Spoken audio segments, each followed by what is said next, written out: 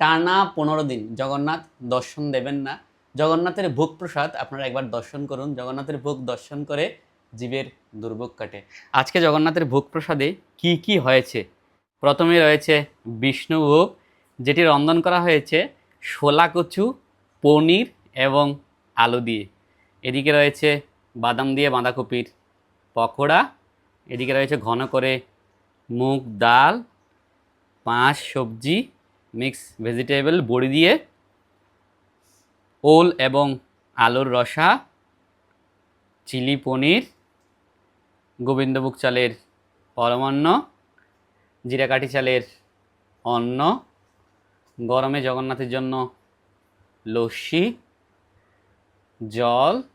শত শত জন্মের স্বীকৃতির ফলে জীব জগন্নাথের ভোগ প্রসাদ দর্শন করার সৌভাগ্য লাভ করেন। নিয়মিত জগন্নাথের ভোগ প্রসাদ দর্শন করার জন্য অনলি ভেজ চ্যানেলটি ফলো করে রাখবেন। জয় জগন্নাথ, মহাপ্রসাদে কি জয়।